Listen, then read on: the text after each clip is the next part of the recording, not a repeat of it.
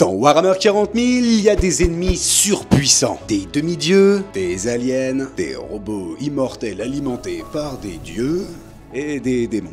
Mais s'il y a des démons, c'est sans doute qu'il y a des anges. Aujourd'hui, on aborde le primarque préféré de tout l'Imperium, l'ange doré, le martyr du siège de Terra. J'ai nommé Sanguinus. Origine et création. Sanguinus est le primarque ailé des Blood Angels. Il a été découvert sur Baal Secundus, une lune ravagée par les radiations atomiques. Imaginez un désert de poussière rouge en mode Fallout ou Mad Max. Infesté de mutants et de bêtes monstrueuses, c'est au milieu de ce cauchemar qu'un enfant avec des ailes immenses et blanches vient d'atterrir. Au départ, les tribus le craignent, mais très vite, il devient leur guide. Il soigne, protège, unifie. Là où tout pousse à la barbarie, lui impose une forme de noblesse. Quand l'empereur arrive enfin sur Baal, il découvre un peuple qui vénère déjà leur ange. Sanguinus rejoint sans hésiter la Grande Croisade et transforme la 9e Légion, jusqu'à alors réputée pour leur excès sanguinaire, en une armée de chevaliers dorés, les Blood Angels. Avant d'entrer dans les détails généraux, il faut rappeler que c'est un primarque. C'est la plus grande création biologique de l'empereur.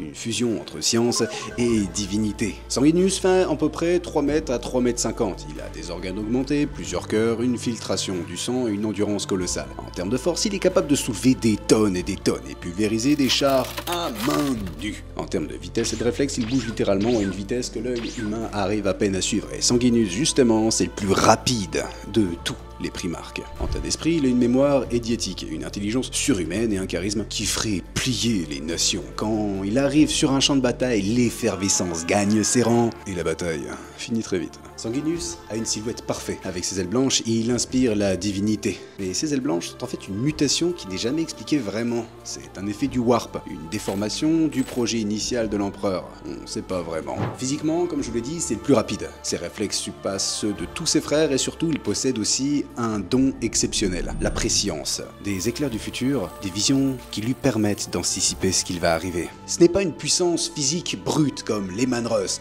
ni une puissance psychique comme Magnus le Rouge. Non, Sanguinus, c'est surtout un primarque très versatile qui peut taper très fort avec un équipement parfaitement adapté à son style de combat. Donc sans plus attendre, passons à son équipement. Équipement et arsenal. Son arme principale, c'est la lance de Telesto, une arme énergétique, forgée pour lui, capable de transpercer des démons et des armures de primarque. Mais ce n'est pas tout. Il manie aussi l'épée avec une virtuosité telle qu'il est considéré comme un des plus grands duellistes de tous les hérésies. Et bien sûr, son armure dorée, qui complète l'image d'un archange descendu du ciel. En termes de pouvoir, Sanguinus est doté d'une malédiction, mais qui peut lui servir aussi. En effet, ce dernier est atteint d'une rage. Sanguinus n'est pas seulement un ange lumineux. Dans son sang brûle une malédiction. Quand il est acculé, il peut entrer dans un accès de rage transhumanique. Ses coups deviennent encore plus rapides, plus puissants. Sa férocité est décuplée. Ce n'est plus qu'une simple colère. C'est ce qu'on appelle la rage rouge. C'est un besoin prédateur, une soif de sang qui allait plus tard consumer ses fils. On le voit par exemple dans Fear to Thread, alors que Ka'Bandha, un buveur de sang de Khorne, donc un des démons les plus puissants qu'on puisse imaginer, l'écrase et lui brise les ailes. Sanguinus se relève, porté par une rage et une ivresse de combat. Par la suite, il réussira à le bannir après ce gain de force majeur. Ce qui prouve que cette malédiction, c'est à la fois une bénédiction dans un certain sens. À présent, voyons ses exploits et adversaires.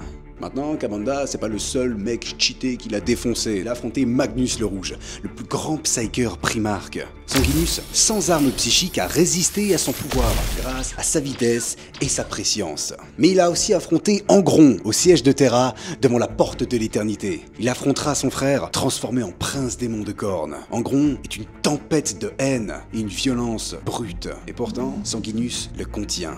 Mieux, il le repousse, sauvant ainsi la forteresse d'une chute immédiate. Malheureusement, Sanguinus n'était pas au bout de ses surprises, car après avoir affronté Angron sur le siège de Terra, il affronte à nouveau Ka'Bandha. Sanguinus commence à être très fatigué et dangereusement blessé. Pourtant, il terrasse le buveur de sang et le bannit à nouveau. Enfin, après ces deux affrontements, Sanguinus prend la responsabilité d'affronter le chef de guerre de l'hérésie, Horus, son ancien frère. Ce sera son dernier duel. Blessé et épuisé, Sanguinius affronte quand même l'avatar du chaos, favori des 4 dieux. Il savait qu'il allait mourir, mais il a tenu à ce sacrifice qui a permis d'ouvrir la voie à l'empereur.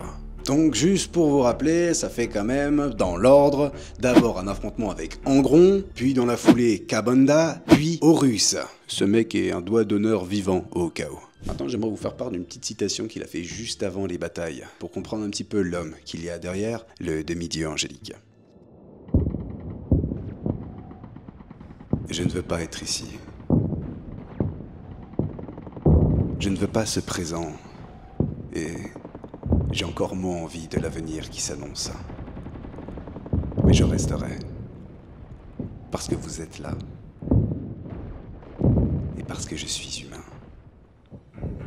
Ces mots, c'est la vérité de Sanguinius, un être divin, mais assez humain pour douter, et assez fort pour rester. Et alors, c'est quoi la vraie force de Sanguinius? Sanguinius, comme vous l'avez remarqué, on va pas mettre en avant ses qualités martiales, mais surtout ses qualités de cœur.